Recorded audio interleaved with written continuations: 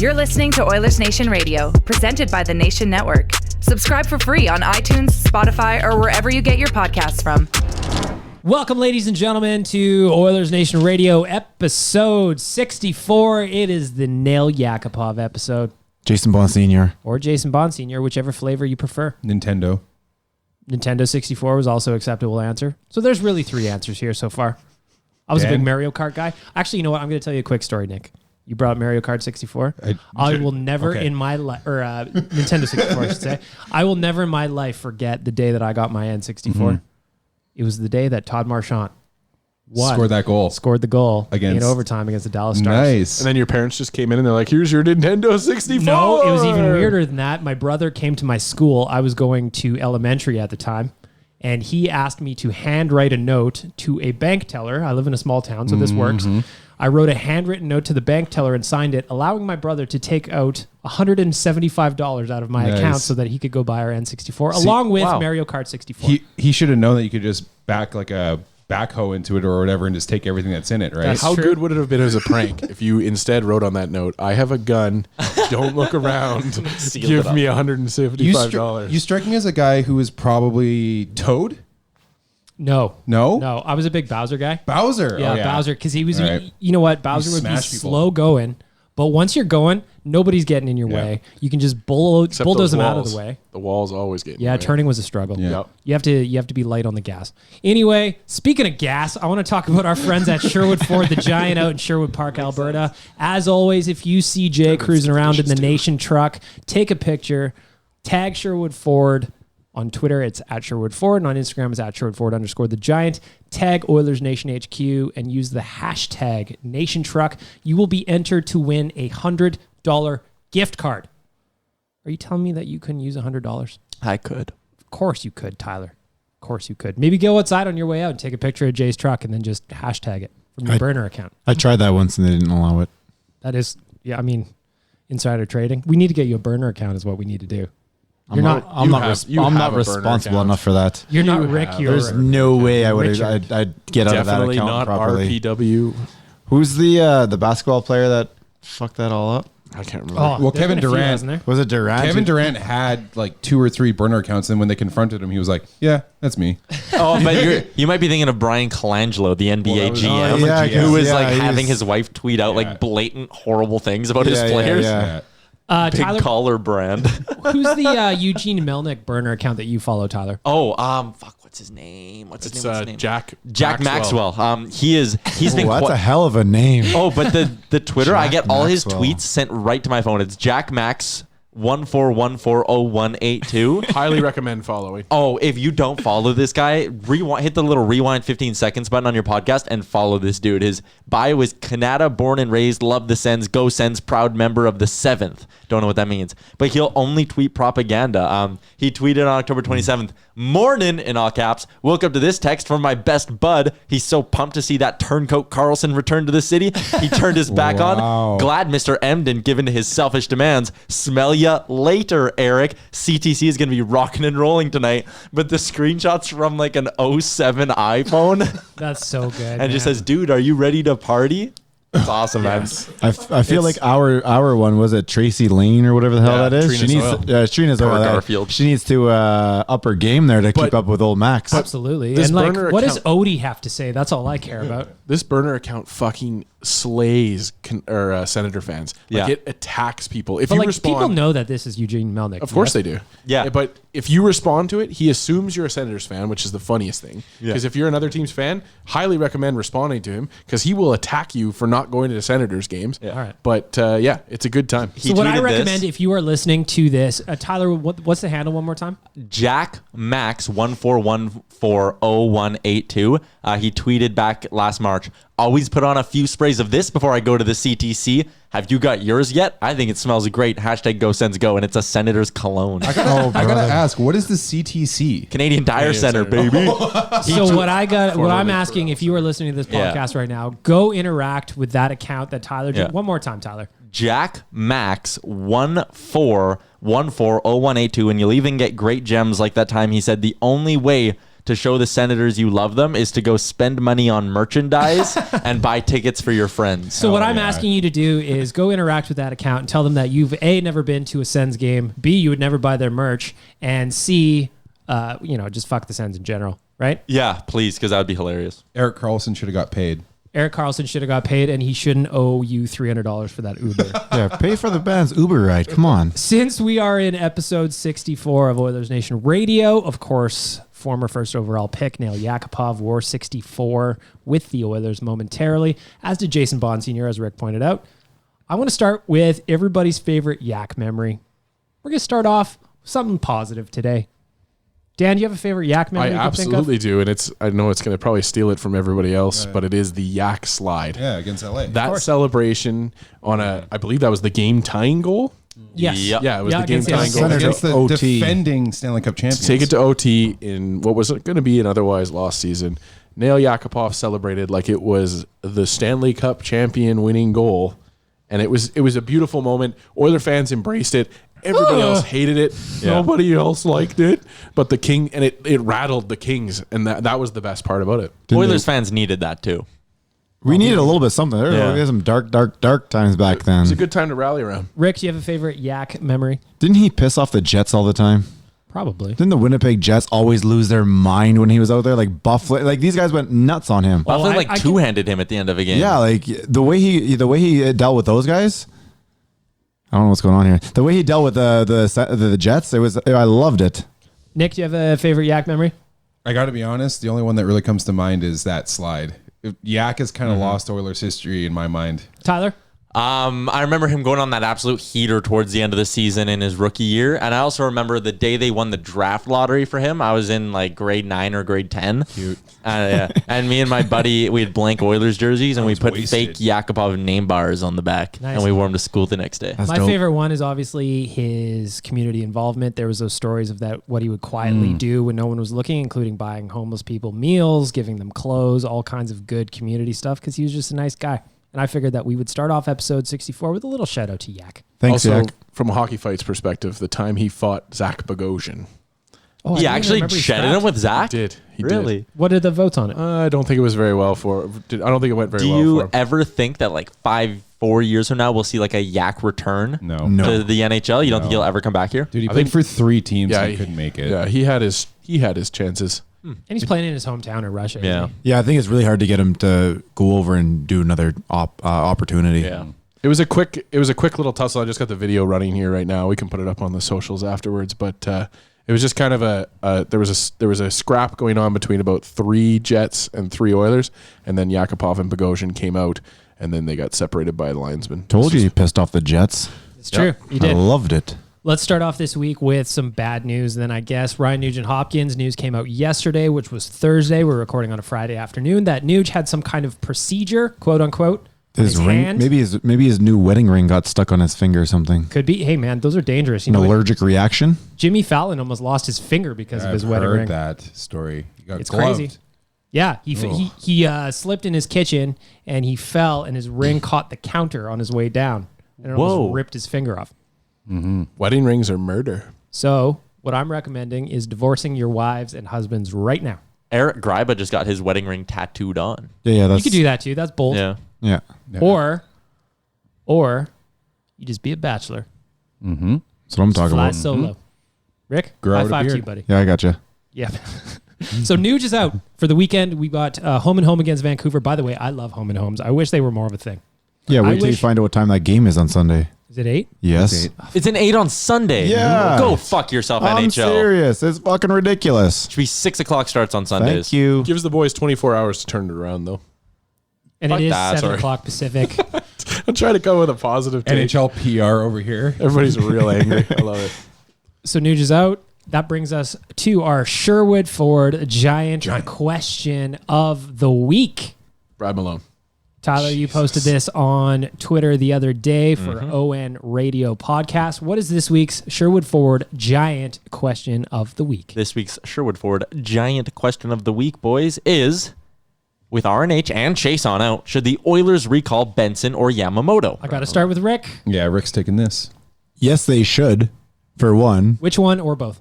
Right now, I'm going to start with Benson. I don't believe Yamamoto is playing right now. I believe he's still a little injured. Woodcroft was on the Gregor show the other day and said he's been very dangerous every time he's out there, all the games he's been playing. So I think if he gets back to healthy, let's give him a shot. But as of right now, we need a guy for this weekend. And honestly, the next 5 games or so, I believe it is pretty weak. I think we have Ottawa, LA, and Buffalo to add to the double Vancouver games. So if Nuge is out for maybe, say, another week, that's the type of guy you want. You could bump the guys up, but I feel like the bottom 6 is playing so well right now, you don't want to take them out of the routine, and there is nobody else down there in Bakersfield that's going to put up the offensive points and be able to hang out with whether it be Gagne and Neal or whatever you want to put for the second line. That's the guy you want out there. Dan, before I come to you, I'll just say that in 19 games with the Condors so far, Tyler Benson has 5 goals, 11 assists, and 16 points. Daniel, do we bring him up? You call up somebody, but I don't think Dan. you call up. I don't think you need to call up Tyler Benson right now. I think there's a guy that has Don't say Brad Malone. one less point than Tyler Benson. Anton Lander had a shit ton of points in the AHL and did not How can you list translate Tyler to the Benson's NHL. numbers and not list It's Brad more Malone's than the numbers. It's more than the numbers. It's about the player. It's about the future. It's about the type of player he is. And through 16 games, Oh, here we go. one Bradley Malone Oh, here we go. has 14 points. That's 4 goals and 10 assists. Playing for the Bakersfield Condors. However, do you not think that Tyler Benson would be a better fit in the top 6 than Brad I do Malone? agree with that part. I'm playing a little bit of everything is wrestling here and having some fun with it. But at this, yes, I do agree that if in this spot, Benson's probably the fit to be in the top 6. If it was a bottom 6 replacement that we needed, which arguably Chiasson I'd should be. still go with Gambardella or Curry ahead of Brad I Malone. don't mind the Curry idea because he foolish, came up here last season, and for the first couple games, he was a bit of a spark plug. I wouldn't mind seeing a Curry look. You know who is a spark plug though? Not Brad Every Malone. time it's Brad fucking Malone. Brad Malone's family isn't even excited to watch him play. That's okay. Listen here, Mr. Burnt Toast guy. Yeah, how's that working out for you there? I like Your it. toast is doing pretty well in bottom 6. He's been I'm taking upgraded. full credit for dry Marcus toast for Granlund's the success. I've actually upgraded him to now he is toast with peanut butter and banana. There you go. That is, dude, that's almost That's a too little too high. much. You think Like so? maybe like a Elvis little bit special. of butter on there. Or back in like the older guys, we had the old shaker at home. There was cinnamon and sugar in there. Oh, that's nice. That's about as far Really? as peanut butter and banana. That's Do they way still too make much. about just cinnamon peanut butter? spread? Do you guys remember that stuff? No, you have to show I me. think so. I think There's they- got to Yeah. be there. Do you guys remember the jars that had peanut butter and jam in Goober. the same jar? Oh. Nah, I was never a Oh, jam that's guy, so I awful. wasn't. But yeah, I don't mind the call up of a Benson at this point. It makes sense. Like Rick said, there's the opponents are softer. That should be all right. But I would just like to see a guy like Malone get his. We're not chance to here continue. for sentiment Get those reasons. We're here to win games. But he's a guy that has he's a guy that brings that effort to the team. Great, That kind so of does shows everybody you else. and shows you the excitement and the desire to be here.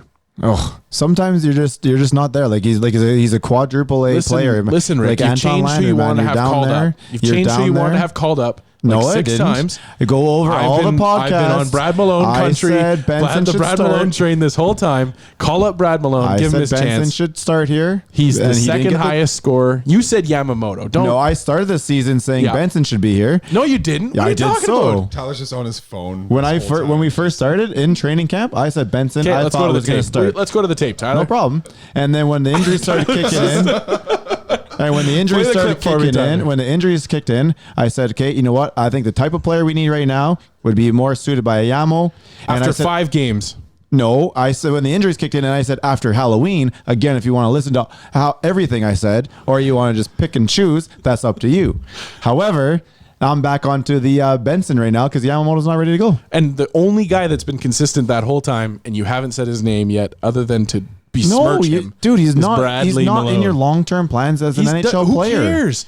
I care. We're talking trying to about win games. Exactly. We're talking about winning games right Who now. helps you win more games? Brad Malone. In your top 6? Brad Malone. In your top 6. Brad There's Malone. no way. You're dumbass. You're not Brad putting Malone. Brad Malone In your top Brad Malone. 12, Brad Malone isn't there. Okay, Whoa. even though Rick stated that I hate Caleb Jones and No, I just said you. No, Now we're and getting you Twitter said news both there. those guys. You said both those guys should start down low. And in fact, I last did. week I walked you both into it as Bagged Milk caught on to what I was trying to do there. But that being said, I do agree with you. I That's think okay, so that's I think 'cause it's we're I rimmies think on I think it's Twitter. time Thanks, for buddy. Thanks, Benson. buddy. I think it's time for Benson. Give him a shot. Why not? Absolutely. I think it's more than a why not, though. I think it's just at this point in his career with this type of injuries, he is a part of your long-term plans. You kind of put him in right now. Noah Gregor got called up a little while ago for whatever he was doing. You see this happen all over the NHL. Guys, he's not in his first year. He's in his third AHL season. The only worry would be that second full. The only worry is that he comes up and doesn't get to play with Nuge. He plays with Gagne and Neal, which isn't great. They're NHL players, but yeah, you would hope that he gets a. It's not super ideal, but it is what it is. You know what? If you put him on a line with, like, say, Nygaard and Haas, I don't think I'd be horribly upset, because those guys all have the speed, and who knows what happens down there. Yeah, I would rather have him come up and play a couple of games on the second line and get good scoring opportunities than if it was a third or fourth liner we had to bring up, then a Brad Malone or Josh Curry makes more sense. The only reason I say that, though, is because you're going to get lesser competition as well. Tyler, and give us the Nygaard and the Nygaard Haas have not looked bad. Tyler, final word. I think with these injuries, they need to call up someone to give them a bit of a scoring boost into their bottom 9 now with Ryan Nugent-Hopkins out. And I really do think this illustrates how important Nugent-Hopkins is to this organization, to this team. But I think they're foolish if they don't make a move and call someone up. It doesn't look like they are. So I do think they're being a little foolish. And I think it should be Benson or Josh Curry, guys who have come up, or Benson at least has the offensive pedigree, and Curry has come up in short spurts and shown he can give you a bit of a jump. So I think they're foolish for not calling up one of Benson or Curry. Who's our healthy scratches right now for forwards anyway? So None. if you lose Chiasson and Nuge, who's coming in? Literally, like who? Well, you're just Russell's in the lineup, and Haas and Curry and Nygaard are all playing. Weren't they both in the lineup last game? I don't believe. I know Russell was. Yeah, Patty Russell. Yeah, they scratched Nygaard not. last game. Oh, okay. Nygaard. So we're going to be really rolling 12 forwards, and that's going to be it, right? There's nobody upstairs. Yeah, like they haven't called anyone up. So poor Brandon sitting up there by himself. So as of right now, 2:00 on Friday, the Oilers have not made a recall. Obviously, this is going to be a conversation that goes on forever. We're going to be arguing about it all season until somebody gets recalled or not. Is there a timing issue at all here, Tyler? Is there they wait till 3:00 on a Friday, or is there some sort of reason why they is there something that we're just not picking up on as to why they have not announced the name or anything? No, Bakersfield plays tonight, but you would think that they would call them up before that game against before Bakersfield's game, because you wouldn't want them playing 3 games in 3 nights. So no, I just think they're opting not to do it. I don't understand why you don't call up a guy. If you're going to call up a guy, give him 3 days with the team, 3 days to What practice. happens if someone goes down in warm-ups tomorrow? Well, unless Chiasson's ready to go. Practice right now. Unless That's Chiasson's ready possible. to go. That's Because possible. They said concussion protocol. Is that not a necessary 7 days? No. If you're in the I think concussion it's protocol, 2 days. you're being reviewed, but then you have to be placed on the IR it's not the IR, it's the Concussion watch. Yeah. But you have to I made that up. You have to officially be given the concussion diagnosis to be the 7 days. But concussion protocol is not enough to say concussion? It's just a testing. That's a testing phase. all I know is that fucking Alex Chiasson's soul left his body after that hit. We're going to talk about it for a minute. What But a pure hit. it was great. Good hit. To be honest, it was a great hit. And we'll talk about it in a minute. But first, I want to get back to finishing off the Sherwood Ford giant question of the week. So if Nuge is out for a little bit of time, I don't know any procedure, especially if he had to be cut open, that just heals in a matter of a week, 10 days kind of thing. So you're probably better off to slow play this one a little bit, I think, especially with a player as important as Nugent-Hopkins. Does this push Ken Holland to maybe look at potential third line centers, or maybe improving the depth down the middle a little bit? Tyler, you're shaking your head no. I don't think this incident should be the one to push him or give him that sense of urgency to do it. I think he already should have been doing that. I think the center ice position was a known weakness on this team heading into the season. I think what this does is maybe illustrates just how drastic of a need it is, because if this team does end up going to the playoffs, injuries can happen in the playoffs as well. And I think the last thing you want to be doing is going into like game 5 or game 6 in a playoff series and going, shit, Sam Gagne's got to be our second line center. Yikes. Right? Like you're so bare in that sense. So I don't think this will change Ken Holland's mindset right now in terms of an immediate trade, but I do think it illustrates his need to go out and get one at some point. Do you think it affects the urgency in which he should be looking? No, because if there was a deal out there to improve this team right now, he would do it. I don't think Ken Holland's sitting on his hands and just, letting Gaetan Haas continue to play things out and all that. I don't think he's just doing that for fun. If there was a move to be made, I think he'd make it regardless of Nugent-Hopkins' health. It would push him up if the injury was worse than they're telling us. Like they're only giving us like the 2 games or whatever. Which so it could be though. Like if it was like a 5-6 week, then I think he's going to be probably forced a little bit more. But with what they've announced, I think we're. But what I would say is that they only said that he'd be out 2 games, and now it's an additional 2. So now we're at 4. And then Dave Tippett yesterday in his press conference said we're hoping to have him back early week. Well, are we going to get another delay? I don't know. I feel like we've done this with him before, haven't we? Was it with the block the broken finger? They kind of slow played us on the announcements. Do we think that this may make the move that the team does where they slide Draisaitl down into that second center and just see what happens? I'd still be yet. so worried. I'm not saying that I'm not necessarily want it or not, but is it something an option that we try? If you lose to Vancouver twice, maybe.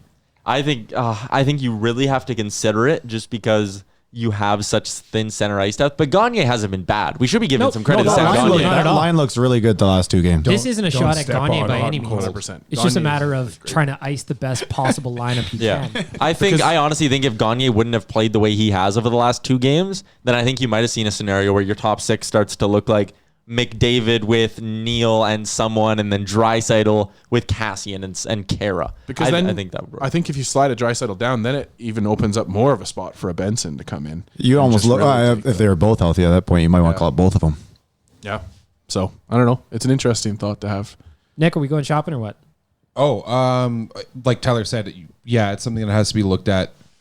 Should have been looked at since the start of the season, and will continue. He's been going looking forward. at just really, really slow at this point. Don't get forced into doing something out of panic, because we've all seen how that goes when a GM panics and feels like he needs to make a trade. Speaking of which, actually, you know what? I'll save that for later. No. What is it? What the fuck is with the Peter Chiarelli apology tour this week? It's driving me crazy. There's all these people coming up being like, well, Peter Chiarelli actually did some pretty good things, you know. You just have to look deep down. You're like, okay, that's fine. There are definitely some things that you can look at, like the Clefbaum contract, which I want to touch on in a little bit. He's got a bunch, but overall, it's still a fucking fail. His misses grossly outweigh It's like the wins. And there's another thing, too, where they talk about, well, he restocked the shelves in Bakersfield. Okay, well, let's just completely eliminate the work the scouts have all done all year, all the homework, all the times they've watched it, just because Peter Chiarelli gets to put his name beside whatever pick they were. Give me a break. Didn't Keith Gretzky do most of that work? That's what I'm saying, man. So that's why I don't understand this apology tour that's going out right now. Unless he's... It feels like they're trying to bring him back in their organization. So the guys are out there trying to spread it real nice right now. No. It's like they're going to, and I know they're not, but the way they're doing it right now, it's like, What we're now doing- he's going to be at an upper office level. I hope that this actually gets him hired somewhere else, because That's that would be fantastic. So I put it out there that I think Chiarelli is a better GM than Kyle Dubas. And my reasoning for that is that I want the Leafs to go ahead and hire Pete Chiarelli in the offseason. We need Pete Chiarelli in a head No, we office don't. somewhere. Yeah, no. Oiler fans do. No. Yes, because then the deals are Yeah, there. no. Sometimes. I'd like to see it be, you know what?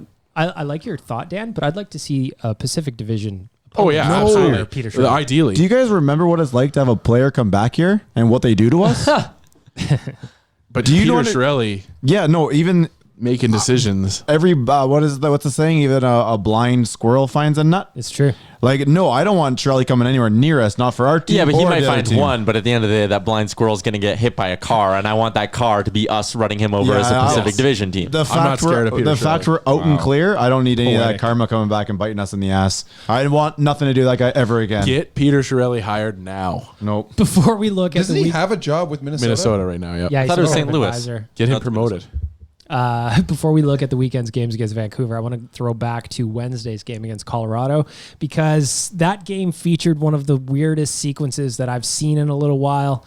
Adam Larsson threw a beauty suey up to Alex Chiasson. He got blown up by Ryan Graves. It was, as we all mentioned, it was a clean hit. You don't see those very much anymore. I mean, even as Oilers fans, we can look at that and go, that was a great hit. Isn't it kind of weird though? These days, you see those passes, they happen, but instead of accepting the pass, you deflect it in. Yeah, that is So true. it's weird that he picked it. Yeah. You see those happening all the time. I know Larson's getting roasted for this, but these passes happen all the time right now, and these guys are deflecting him and getting around the defense. Well, I think with Chiasson, you're just seeing a guy who's desperate to get something going. Oh, you'd think he'd be more apt to do that, just because you just get the puck deep and let's go down and let's go mess around down there. So not only did the Oilers lose Chiasson on that play because, like I just said, he got destroyed, but they also lost Adam Larsson as he was coming up into the play. He inadvertently elbowed, whatever you want to say, TJ Tynan in Never the heard head. of him. He dropped like He's the guy from Game of Thrones. wet Dude, bag mad of at his cement. head Man, throwback. What is that guy doing? The whistle has blown. The play is dead. There is no reason to be coming in at that clip at all towards Larsson. Larsson's just defending himself, in my opinion. And he throws up an elbow and he catches him. He Fine. throws up an arm, kind of. It's just Fine. a protective arm, and that's just kind of what it's a hits him. 2 fucking minute penalty. 2 minute At penalty. most. Then the referees and Watch I it. know that They there's the fucking reviewed it. That's Gregor what gets me. So Gregor said that he had Kerry Fraser on the show, and Fraser feels that they're a little bit they've got the gun league shy right memo now. They're because of the Rasmus Dahlin getting elbowed in the head by Saranac.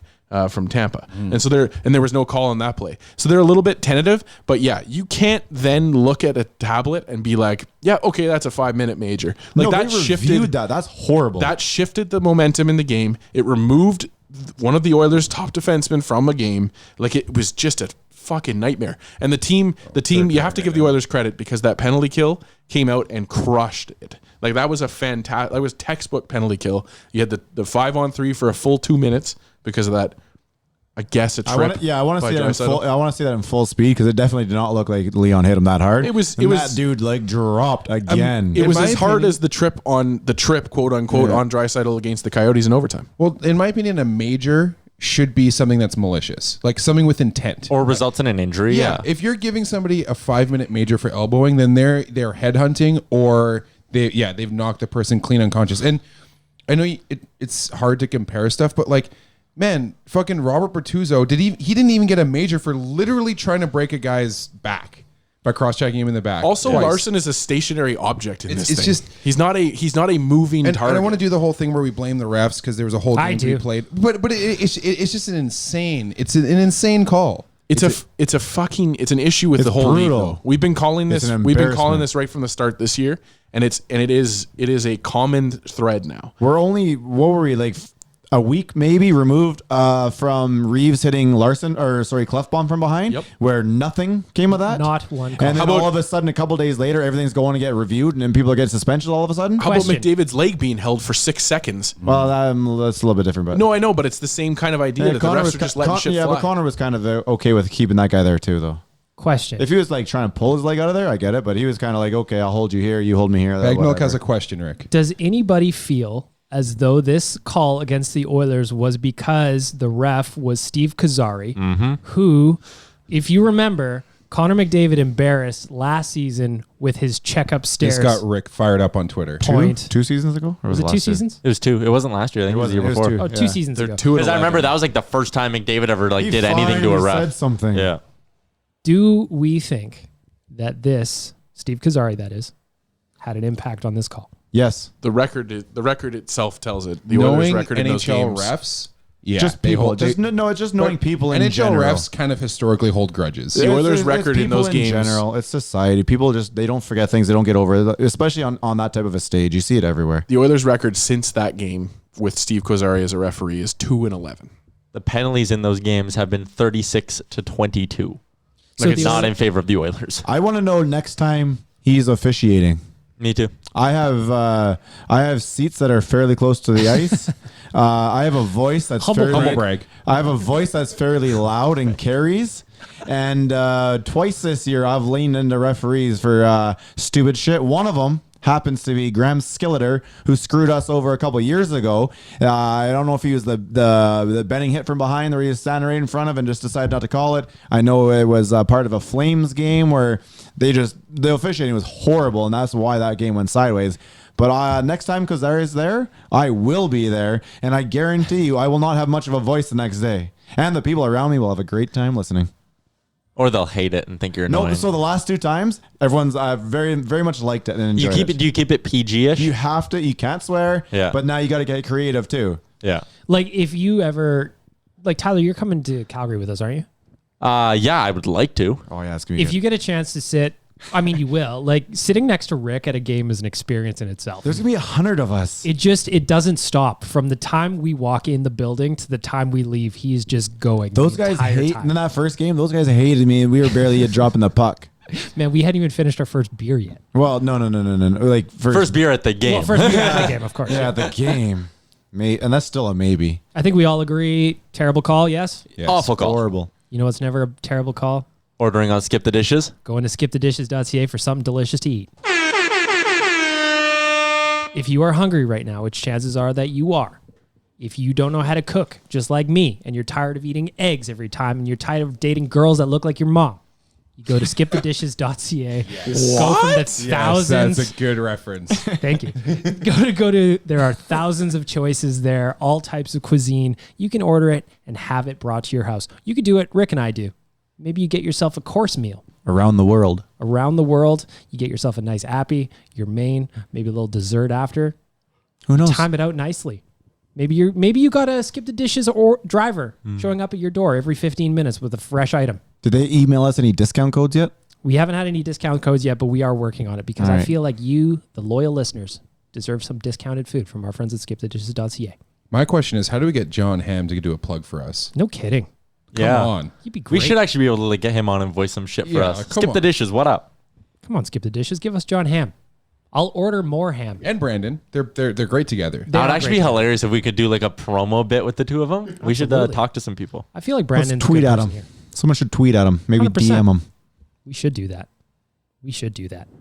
Looking ahead, we have reached the American Thanksgiving weekend, and the Edmonton Oilers sit in first place in the Pacific Division. Tyler, my question for you is, being in first place at American Thanksgiving, are we legit? The statistics say we have a 75% chance of making the playoffs now. So I would go ahead and say, hell yeah, we're legit. Absolutely. They've gone through 2 months. They've went through a hell of a road trip where they came out of it 500. They're winning a ton of games on home ice. They're beating good teams. They're winning games with their offense. They're winning games with their goaltending. They're winning games despite having some bodies out for injury.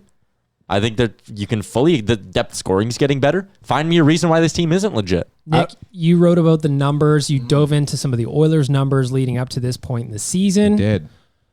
Give us the nerd math on why this team is good. Well, I think you need to acknowledge that Mikko Koskinen is a huge factor Amen. in that. Right now, I'm trying to scroll down here because That'd be actually, both goalies. yes, but Koskinen more so. He's just as far as 5-on-5 numbers go, he's incredible right now. But what I was going to bring up, we were talking about penalties before. The Oilers right now, as far as minor penalties drawn over 60, are ranked 29th. So, Which is crazy. Yeah. So any team in the top with a top 5 power play, the next closest is St. Louis at 23rd, but still, Vancouver, Tampa Bay, Boston, all of them are within 8th to 2nd as far as penalties drawn over 60 minutes. What does that mean? Well, if you compare it to last year, any 3 of the top power plays, none of them were below top 7 in penalties drawn. So what the Oilers are doing right now are making the most out of the least. They also have the least amount of power play goal scorers right now. So that's pretty impressive. But anyway, to go back to Koskinen, he is right now, I think 7th in 5-on-5 high danger save percentage. Or sorry, no, he's 3rd in that category. And that basically means that he's saving about 6 goals on average compared to a goalie who's facing the same amount of Saving for six goals that he per probably shouldn't, kind of thing. Yeah, exactly. Like, so a goaltender that's facing the same amount of workload that he's facing, he's saving an extra 6 goals. To this point, so in Yeah. whatever many Yep. games and do Yep. the Yep. Exactly. average backwards. I also thought that Yeah. from your article today at Oilersnation.com, I thought the interesting part about the shots, because if you're a fan of Corsi, you know that the Oilers' CF percentage is not great. No. They're in the lower tier of the league. However, you found something interesting when you were writing about it. Well, Corsi's misleading to begin with, because really the expected goals for is more telling of what quality shots quality shots are coming from, I should say. But are you talking about more like the heat map stuff, Yeah. like where the shots are coming from? So the Oilers are doing a really good job of shooting from 2 places on the ice, right on the left side, blue, which probably is because of Oscar Klefbom, and right in front of the net. You want high danger chances, and those are generally in front of the net. Personally, I think it's something that they need to diversify a little bit, because if you look at, and Rick's looking over my shoulder right now, if you look at a team I'm like, looking beside you. if you look at like a team like Carolina, or Montreal, much more spread out, and that's going to allow you to score from more places. You probably I have still more think players taking shots here as you do with the Oilers, right? Absolutely. And then the setup here too, we're kind of a little more static. It looks like we just have the two spots and we move the puck throughout here, and it ends up here. And then some of this is going to be left-handed shooter stuff too. And now, if I didn't put it up here, but if you look at our power play setup, this middle part is lit up. We're getting way more center of the ice. We are on the podcast. Right in the slot, right in the key, right in the if you slot. will. Thank you. We're right in the slot, and we're getting way more chances there. So, Do you see this part of the map? I do. You go to this part of the map. if you go on hockeyviz.com, you can look at all these heat maps. Or that if they Or listen to the Oilersnation.com. podcast, and there you if go. they listen to the podcast and open the story at the same time, they can follow along. There you go. Probably should. So I think looking at the nerd math, which I'm dubbing the Oilers are actually doing pretty solid in their underlying numbers, Yes. despite what some of the metrics would say. Yeah, absolutely. The most impressive thing is how they play with leads.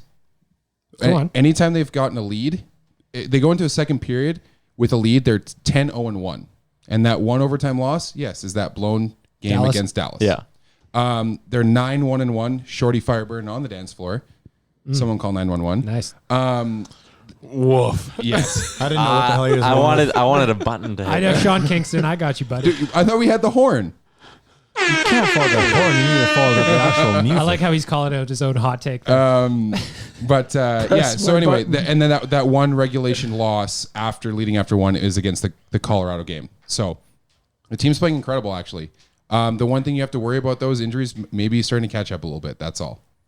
Looking at the numbers, though, Nick, is the nerd math suggesting that the Oilers are legit? Yes. Are they actually good? Yes.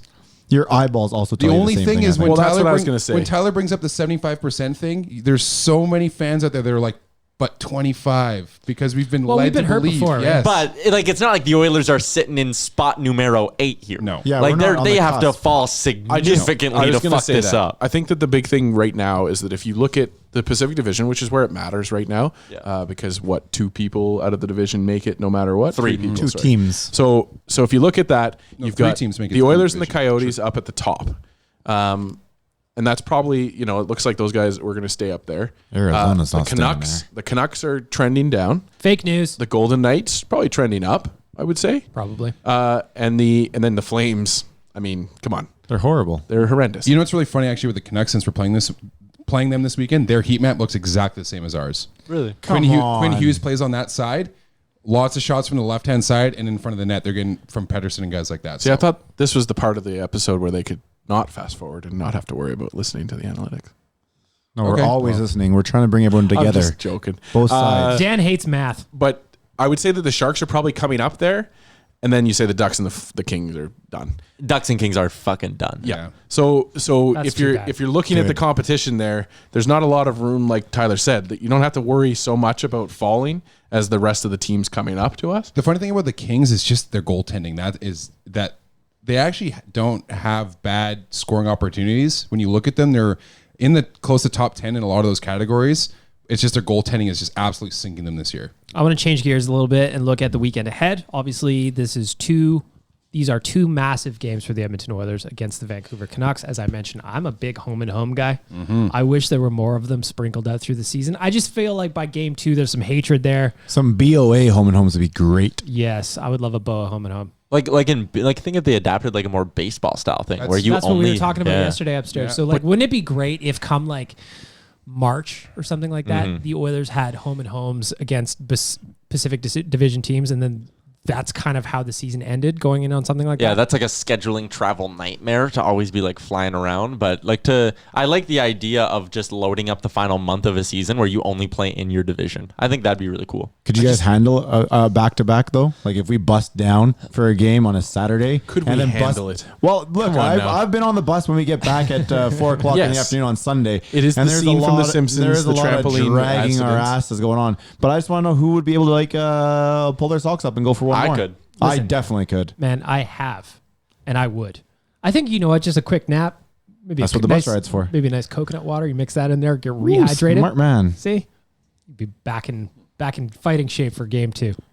So looking at the Vancouver Canucks, these are 4 massive points that the Oilers have to have. Last weekend, they stole 4 divisional points. Huge. I want to see them do it again. What are you expecting from this home and home series against the Vancouver Canucks? Tyler Yaremchuk. Split. Win the home. Just win the home game. You're 7 points up on them. I know they have a game in hand. So let's say you're 5 points up on them. Just get the split. Stay 5 points up. On to the next. If you can get 3 out of 4 points, I'm ecstatic. But by that point, if you bring a game to overtime, I'm expecting you to win it. So I'm greedy though. I want 4. The Canucks you want 4. The Canucks are all right. They have good goaltending, right? Like Markstrom and Demko have been solid. And Demko's been iffy as of late, but Markstrom's been good. Here's the thing too: is with the Canucks. I was looking at their stats because I was putting the GDB together for tomorrow. I think that they also have some very dangerous weapons that the Oilers have to be aware of. So guys like Besser, Pettersson, Horvat, they can score. And if the Oilers aren't crossing their T's and dotting their I's defensively, then those guys can burn you, and that's a problem. And you don't have Ryan Nugent-Hopkins. That's big. You said that just for me, didn't Still you? have Connor McDavid on both sides of the ice, though, is where it. The fact that Nugent's been down, the things you'll see, you're going to notice that he is a massive part of this team, and I really think this team should follow the said T-shirt and throw him down another little piece of paper there, and let's get him up for another 7 years. Resign, buddy. Right Dan, now, even with 1 year left. Right now, Right why now. wait? 'Cause you know what I cheaper think? right- How he's often cheaper does right that now. happen, though? He's cheaper right now. Very rarely. I was going to say what I agree with Rick. I think that Nuge hasn't had like offensively the best year. Maybe that what's going on with his hand has something to do with this. But I think it'd be cheaper if you extend him as soon as you It possibly. is. a I mean, savvy you move. look at no further than Leon. You could add, if you sign Leon the 1 year, you could have met Barkov numbers at 6.5, and then you got him at 8, whatever. But that's different. He's still super duper. All I'm just saying is like the market raises, right? So if you can get in there and get him money No. early. What I was going to say is from the player's perspective. Yes. Like, Oh, yeah, no, 100%. I would. You're not going to get Nuge to listen. Yeah, right Leon was moving into RFA years, so I mean, team has control anyway. Oh, 100%. For No, Nuge, yeah. he's moving into UFA for the first time in his career. What's his incentive as a player to sign a year soon? Maybe we need to buy him a pony. A contract and some horse sperm. Dan, what do the Oilers need to do to take 4 points from the Canucks? What this the weekend? horse sperm? What the fuck? Well, you get the good sperm, you get the good horse. That's out of true. it. Studying, man. We'll go find. You don't want to buy him the horse when it's an adult. Yeah, you we'll get get- him like a pre-horse. Yeah, we'll get Nuge maybe like Pre-horse. Yeah. punch card to some like a studding farm or something. Yeah. You know, the first gone. 7 He just are on. walked out of the room. He's done. What were The the- first what- 7 what- are on old Uncle Kate's there. Yeah, who won the Triple Crown last? Maybe we get some sperm from all that, then give it to old Nuge. See? This is the signing bonus nobody talks You about. got to look. They're not just the hockey players anymore. They have lives outside. We're just trying to work everything in. To answer the question, Bagmilk, I believe that the bottom 6 has to continue to play as well as it has recently. Our defense has to be solid. We can't have Mikko Koskinen having to try and save our bacon for 2 straight periods. Can I just talk about that real quick? Yeah. He had still, despite allowing 4 goals against Colorado, he had a .920 save percentage in that game. Yeah, that was a bananas game for him. He was all over the place. He's the reason that we were able to kill off a 5-minute power play with a full 2 minute. You need your goal to do that Yeah, every now and then, and he's been doing it for us. He's been doing it more than every now and then. He's been doing it every single night. Like the only games he's given up more than 3 goals against have been the Colorado game where he still held on to a .920 save percentage. And the only other game he did that was the Dallas game as well, where he gave up 5. But I mean, he might have been the only reason that game got to overtime, right? Like he's just every start, he's out there just being incredible. Jujar was a big reason why they went to overtime too that night. Huge reason. And then the other element of it, and we didn't see it in Colorado, and I think everybody can kind of agree on that, is that Leon and Connor still have to be the best players on the ice. They got to didn't- score. They didn't have a good game against Colorado, and that's fine.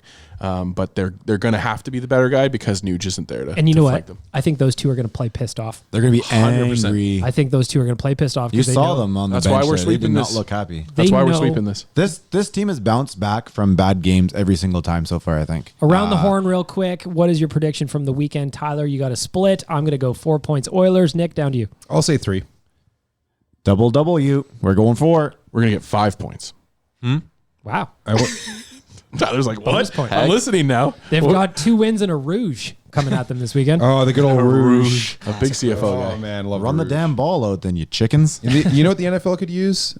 A couple Rouges. Absolutely. Everybody needs a rouge every now and then. This brings us, Tyler, do you know Tyler. what Rouge is? Yes. Do I know what a fucking rouge I don't know, is? You're shaking your head. You're nodding your head in a way that like, yes, I'll go along with this. Tyler, get that button bar ready because it is time for the Tourism Jasper Hot and Cold Performers of the Week. I'm going to start. No, that was the wrong Where's one. the button? You didn't do that for the giant. Question. Giant. There. One more time. Weak. Tourism Jasper. Jasper. That was weak. Hot and cold. Cold. Performer of the week. Weak. I'm going to start down the table with haunted house. Mr. Nicklaus Good. We are going to start. This is hot. We're going to start with the veggies as we always do. Who is your cold performer of the week? My cold performer of the week, he is world renowned, has commentated internationally, has a illustrious career, but Dave Randorf kept calling Patrick Russell. I was really hoping you'd do fucking this. Philip Russell during the game on Saturday, and it pissed me off. It was just Phil, wasn't it? No, he said Philip Russell. Okay. I heard Phil. Who's he even thinking of? I don't know. Philip seen Larsson? the Uncle Phil?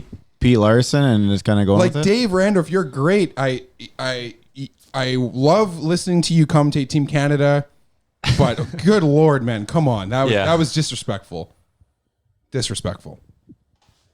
Wait for Tyler. Press the fucking button. Rick, we are coming to you, your cold performer of the week. I feel like this might be kind of mean because of where he is right now, but Chiasson, he just I'm expecting a little bit more out of him right now, and we're not getting it. This is hot. Does anyone have a label maker? We might need a label maker. My fingers are too big. Bragger. Right with those Wow. feet. Right with those feet. Wow. Nation Dan. Okay, so I was Your going to go cold with performer. I was going to go with I don't a care prospect. what you say. You're manly. But Oh, it's I thought we were actually gonna going to go be across the seas. Nick. Nice. Nick Laus Good. I'll take that. For not putting some respect on Philip Russell's name. Born July 21st, he's a former NHL defenseman who had over 2,000 penalty minutes. Did you just look up to go Philip along with Russell? 424 career goals? Man. That's A he was goon? born in 62. 1952. Oh shit! He's a Blackhawk. He was a Flame of both Atlanta and Calgary. Oh, no wonder I hate A him. Devil and a Sabre. He retired in 1988. How did you forget him? And retired before I he was was born. born in Edmonton. Ruthless. Who's a Russell? Cold performer of the week, Nick Laus Good. Okay. Tyler, coming over to you. Who is your Jasper Tourism cold performer of the week? They've gotten my cold performer before, and they have done enough to earn it Nice. again. Zebras. The NHL officials, once again, fucking it up, dropping the ball. Steve Kozari proves why he is awful at his job once again. The call on Larsson, after getting a chance to review it, I may add, absolutely terrible. Before the Avalanche got another goal late in that game, there was a moment where they missed an elbow on McDavid where his head snapped back and they chose to ignore it. The high stick on the fourth goal. High stick, yeah. It's just a whole bunch of shit that the Oilers have to deal with. And for a team with Connor McDavid, Leon Draisaitl, and Ryan Nugent-Hopkins, there is no reason why they should ever be in the bottom third of the NHL when it comes to penalties drawn. And I don't even think it has anything to do with like respect or earning it or anything like that. I just simply think they get snubbed way more than any other team. Vancouver's first in the NHL. In almost the same amount of games, Vancouver's drawn like 30 more penalties. Yeah, Vancouver has 105. Edmonton has 75. Like, that's a fucking joke. There should never be that big of a gap between two skilled teams like the Oilers and Canucks. It's a joke. The Zebras are a joke. They're my cold performer. Stephen Walcom, here is your invite to the podcast. Please explain all this. We should get a ref on here, hey? Yeah, I believe he's the head of And the not officials. Surveyor Brett. Is it not? Is he not the official? Is he not the head official, Stephen Walcom? Well, I thought we had a friend think so. who was chatting with us over the weekend about, or over last game about reffing. Yeah, I was got- getting called out on Twitter. You got offered to do And a ref sending clinic. us to a reffing clinic. That'd be really nice if you want to, or just like send me the money. I could spend it on whatever. My Tourism Jasper, a cold performer of the week. I hate to pick on him because I actually don't not like the way he's playing. Is that right? You I don't don't not know. like it. I don't. It doesn't. I supposed to appreciate the rain. way he plays the game defensively. I think Riley Sheehan, there's a lot more from this player than the single assist he has in 22 games. Right now, Riley Sheehan, I love the way you win draws. I love the way you kill penalties. But we need some offense from you, my friend. Riley Sheehan is my cold performer of the week. How about Archie? He has no points yet either. I was thinking about that. Yeah. But I went with Riley Sheehan because he's expected to score, I think, probably enough. more than Josh Archibald is. Just a little more. Fair enough. And Archibald does the intangibles. Well, Archibald, I love the way Archibald plays, by the way. He's Standing like a up to little Zadorov. he's a little bundle of hate. Oh, he's plays just like- so little in there too, right? He's like underneath everyone's elbows. Plays what we wanted from Lucic and didn't get. Looking at the dessert, we are getting to the Tourism Jasper Hot Performers of the Week. I'm going to start. This is hot. I'm going to start with Tyler Yaremchuk. You are on the clock, my friend. I get to go first, and you all know who I'm giving love to. It's your boy, Dry Toast, Marcus Granlund. He comes through in the last 7 days, plays some really, really good hockey for this team. He's starting to find a groove. I despised him at the beginning of the season, but he's starting to do some good things, and he's starting to find the back of the net.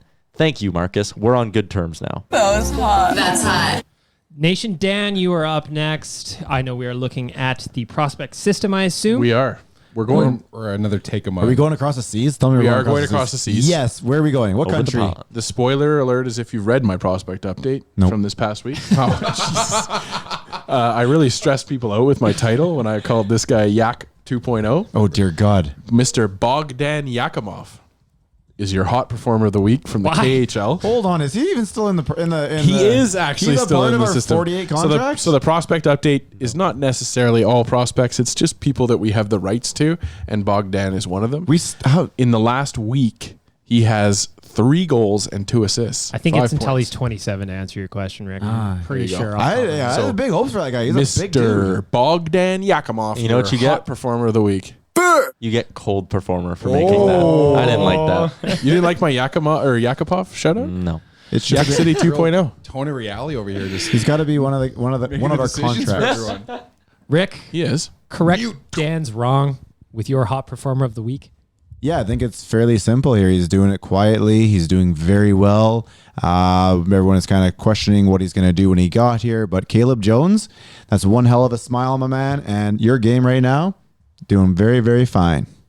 That was hot. That's hot. Nick, down at the end of the table, your hot performer of the week. Well, I got stepped on a little bit earlier, but it's Sam Gagner. That's really hot. No lead in or anything. Well, just right to I it. knew Tyler was hot. That's really hot. Yeah, there it is. He steps in for an injured Nugent-Hopkins right into the second line and gets a really key assist in that Arizona game and has been playing really well in both games. He's been in that second line center position. He's top of metrics on the team as far as scores and goals opportunity are going. And he's the kind of guy, I know the contract's not ideal, but he's a guy you want come playoff time. He's a utility player. Yeah. I It's said perfect. that I tweeted this and I stand by it. Sam Gagner is going to sign as the 13th forward for $1 million in the offseason. I would love it, man. Well, like, why not? He obviously has a home here. He has a good role with the team.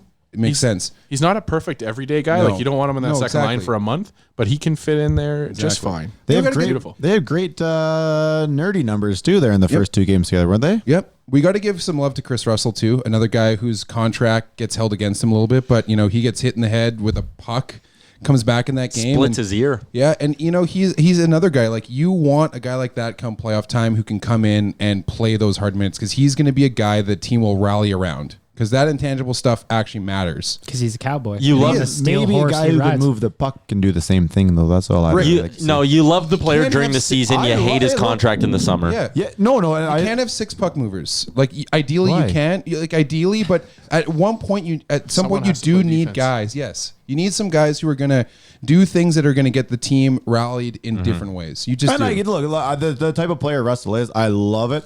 It's an old school player. I'm an old school. That's just the kind of hockey I like. When he was getting his ears sewn up on the table there, and he probably kicked them out of there, and okay, I got to get back to the ice right now. Yeah, I dig that. I just when he has that puck, it's scary. How does a guy get hit in the head with a puck and not go into concussion protocol though? I mean, His ear guard, obviously.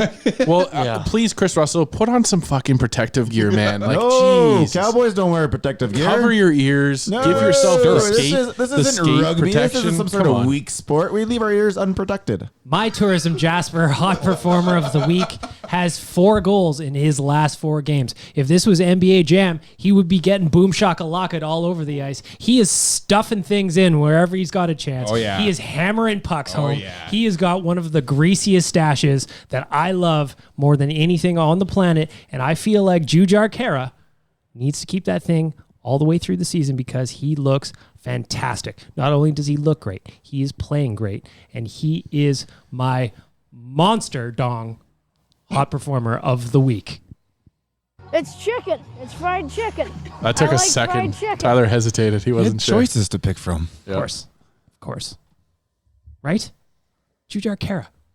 You got to, him and Granlund, man, they're giving this team some depth scoring. You can't ask for much more than that. Swinging a big stick. You know, it takes a man to make up for his bad mistakes earlier, Tyler. So it's good to hear that you're giving Granlund the credit he deserves. No, he's taking it right now. He deserved everything he got No, before. yeah. Now he's coming out and earning it. I'll give Tyler credit. Like he does, he takes his lumps when he's wrong. Oh, yeah. And he's He wrong. wasn't wrong before, though. He's absolutely wrong. He wasn't wrong. He was 100% right with Granlund the way he was going. And then picking on Granlund fixed his game, and then he gets the appropriate props afterwards. So what we're saying is that Tyler Yaremchuk fixed Marcus Granlund. Yes. Probably. That's why, you can applaud me and say that, I know how to take my lumps. I just really want credit for this. Of course, I'll give you credit, buddy. That's why we're Snapchat Who else are we friends. going to give credit to? Just me. Nobody. We only got a else was few minutes picking on left the on bottom this week's podcast, so I want to talk about something that I had on my list for last week. We didn't get to it, but I think it's fun. Tyler Yaremchuk is a jersey aficionado. Even the other day, we were doing a couple of VOs, and he was wearing a jersey. It was just non-game day, just looking sharp. However, It was a game day. Which jersey was it? Wednesday? Yeah. No, it What wasn't. jersey was it? No, it wasn't. You came in on Tuesday for that. Doesn't We're gonna matter. Do the Blackout rearranging. jersey. It was an Oilers jersey. But however, the question that I have is it acceptable to buy merch for a team? Maybe that's not your team, but a team that you like the logo, the colors, whatever. Say as an example, I would rock a Whalers hat, but they don't exist anymore. doesn't count. It's a defunct franchise. That's part of the thing that allows you to do it. go on. I don't think you can't go buy a jersey of a player today from another team unless I think Connor. If you're not a fan of the Oilers, but you bought a Connor McDavid jersey, I think that you get by on that. What if you had a Crosby Team Canada jersey? I have a Yeah, that's Crosby fine. Team Canada. Yeah, jersey. because you cheer for the name on the front, not the back. But see, I like the idea of being able to, if you like a player a lot, Yeah. you can buy that jersey. I don't Yeah, necessarily but think if I someone's wear a it. Matt Tkachuk fan because they dig the style he play, and so the way I look at it, if it's a retro jersey, I'm okay with it. If it's some old player, you're a Modano fan, you're a Brett Hull fan, that's fine. But for me personally, if the current jersey and a current player who's not like upper echelon, maybe leave it for now. Like you're not wearing a Todd Harvey Dallas Stars jersey? Man, no, See, that's I a good might rock the throwback, Todd though. Harvey Edmonton Oilers jersey though. That's a good throwback by Bag. No, that's a horrible one. Do you remember what happened back in those days? But you're not wearing a Jamie Benn. Oh God, no. Jamie Benn's a selfish lover, allegedly, in my opinion. Go ahead, Tyler. Allegedly, in your opinion. I think no. I think if you want to be like someone like myself, I'm a big jersey collector. I love rocking jerseys. I wear them all the time, just every day. What flavors you got? What flavors you got that are not Oilers flavors? Like we're going hockey. Yep. I got 3 Blue Jackets ones because I am admittedly a big Blue Jacket supporter. I love the Jackets. Wait. What names? Wow, on the back? what? What names? What names? How do you have 3 players? I got Nash, Johansson, Jenner, and a blank. That's 4. That's 4. Yeah, I'm up to 4 jerseys now. I bought the 3rd jersey But again Nash, I last don't year. mind. Nash, I got a story behind it too. Actually, love like growing up, Nash, I loved so. watching the Jackets, man. I love the Jackets. Throw a little David Berborny Hey, on wait, the back wait, of wait. that Can we one. talk about watching the Blue Jackets while you were growing up?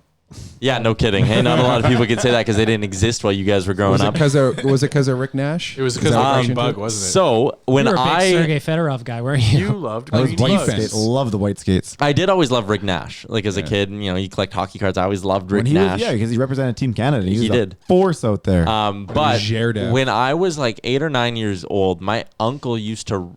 He does some work with the NHL. Blah blah blah. He used to referee the skills competitions for the Oilers. He would be out there, and when they do like the scrimmages and the shootouts, he would officiate them, whatever. So he'd bring me with him. So there was a time once where I was sitting outside the referee change room waiting for him to finish up after a skills competition. And Columbus was in catch a town. peek. Columbus was in town right after. So the bus had just unloaded. The players were, going, warming up and all that shit. And I'm, of course, like a 9-year-old kid. So I had like a little notebook and stuff because I was also a fucking nerd. I was taking notes during You the have a skills notebook competition. in front of you right now. Yeah. Something's The same notebook. Yeah, but so I had a notebook and the guys were all running around, playing sewer ball, jogging, and they all came up and like signed my book for me, even though I was wearing an Oilers jersey. And Rick Nash let me go like stand in the circle and like while they're playing sewer ball, I got to like watch them all. And then the guys force were you like, to let them sign it. I could see why that got would questions about that impact book, a too. young kid and make you a Blue Jacket. yeah. So like I don't know, I got a bunch of Blue Jackets hats and Going hoodies through- and jerseys and stuff. Through what else you got? So we got Oilers, we got Blue Jackets. I got a Lightning one. I got an Avalanche one. I have like so many fucking Oilers jerseys. I got a couple OV jerseys because I really like Alex Ovechkin. What else am I rocking? Rick, would you wear an OV jersey? If I was a big fan of them, yeah, I might go look at like a Rod Langway type of jersey, like those colors, but not the recent I got the ones. vintage Not OV, the yeah. recent ones. Like No, that I like throwback one. the 80s jerseys were way better than what they are right now. Nick, you're shaking your head. What do you? Rob Langway. Yeah, I just used that name. Why not? A big part of it too is I used to work at a jersey shop. Frady? So when they would go on sale, I could stack my discount on sale items. So all these jerseys, like my Lightning jersey, is just a white Lightning jersey. I paid like $25 for it. So they Which call you also White is your Lightning. nickname. I was gonna say. White Lightning? White Lightning. Same thing with like the Avalanche jersey and shit. Like I paid like $25-$30 for these things back when I was in high school working at a jersey store. So So they're not the original. They're not the regular jerseys either. no, they're like legit authentic jerseys. Are they? Okay. Yeah. They're legitimate. And then I'm big though. Like hockey jerseys are hard to wear. That's my beef with hockey jerseys. They're hard to wear on like a day-to-day basis. Like they feel big They're and clunky. form-fitting now. Come on. No, they're still like pretty meh. Maybe you need to size down, buddy. Show that physique of yours. Maybe, but I love. I got big into. He's too tall. He's too tall. You get any smaller, you're gonna be Exactly. up to his elbows now. I got you. But I'm be a big bucket. into NBA, MLB, NFL jerseys. Love it. You can just rock those every day. They're You rock a fashionable. t-shirt underneath your NBA jersey. Go hoodie underneath the jersey. Oh. What would you say your total is, like volume wise? For every sport, Yeah. probably pushing 30. Nick, would you wear other teams' merch? Okay, so merch you're asking. Because I wouldn't rock like a Tampa Bay Lightning t-shirt. To me, jerseys are different than like shirts and hoodies and shit. Completely. see, to me, I'm the opposite. I'm not really a jersey guy. I'm not a jersey guy either. I don't love wearing jerseys, but I've had like a Pavel Bure Canucks shirt before. It's a Canucks shirt. I but have still a Pavel Bure Vintage Canucks. I have look a- and all Yeah, that. yeah, That's yeah, it's sick. like the Yeah. skate. That skate is Yeah, with the dope, skate. man. I have the Think they'll skate rock those on jersey, Saturday? The Pavel Bure. One skate of them. jersey. Probably the Sunday. Wouldn't that be the No, Hockey in Canada. They'd probably wear it, wouldn't they? No, the hometown hockey on Sunday. Oh, hometown hockey. Okay, yeah, makes sense. If. But yeah, I don't know. No, wearing another team's hat even is weird to me. No, I wouldn't either. Yeah. I was this close during the Decade of Darkness jumping to ship. getting a Sharks teal hat because I loved when the Sharks came into the league Sharks. and they turned teal into a thing. At the Cow Palace? It was amazing. I thought that was such a unique. I love when a team comes in and like just Teal? takes ownership of a color that I see. wasn't in professional sports. I Otherwise, The Miami love the Dolphins, Sharks sir. that's not teal. black jersey. Aqua. That's Close yeah. enough. It's as blue as you can get without being teal. I can appreciate another team's uniform and jersey and all that kind of stuff, but like, yeah, wearing it is just a little. It's just not that I'm against it. It's just so. It's just not something I really do. You would have an Ovi type of thing, but I'm not wearing it. Ovi to me is like such an exception because he's the greatest goal scorer of all time. And that's what I mean. He is. There's no doubt about that. Come We're on. not cracking open a debate when we're past an hour. I like the idea. Like I like wearing. I'm with you, Tyler, on other sports because I Rick like is so logos. mad. I'm a big logo guy, and when a logo has like a neat story or like a neat look to it, I like that. I just feel like the NHL doesn't have a lot of that. now- You but rolled hold on. You rolled the Knights hat all last 2 years ago. I did is like. true. Oh yeah, that's true. I did have a Knights hat on. But if, the we're, Knights but hat if the we're whole going year. ECHL and we're talking some Swamp Rabbits Florida merch, I'm Everblades. all about that. Okay, around the horn real quick. Outside of the Oilers, favorite logo in the NHL, Tyler? Favorite logo in the NHL? I got to go with the Blue Jackets, but their original one, the CBJ. Yeah, with the bug on the shoulders, and then the one that spelt out CBJ. I think that was sweet. Nick, Oh man, catch me off guard. We can go vintage, anything like whatever that. you want. Honestly, I was a fan of the Sabres jersey that was like the weird slug thing. What? I like No that way. thing. I think it was kind of cool. That's funny. It's Rick, kind of cool. best logo outside of our beloved Edmonton Oilers. But you have to go back to an 80s one, and then there's going to be a couple that are in there. You can. It'd have to be something like, you know what? I really dig the Rangers. Rangers is a classic. Which one? Like the Statue of Liberty? No. It has to be the. I'm going to try and draw it in the air with my finger right now, so everybody that's watching the podcast is going to be really informative Just their for you. standard logo. Just Like with the the standard eagle? one. And you know what?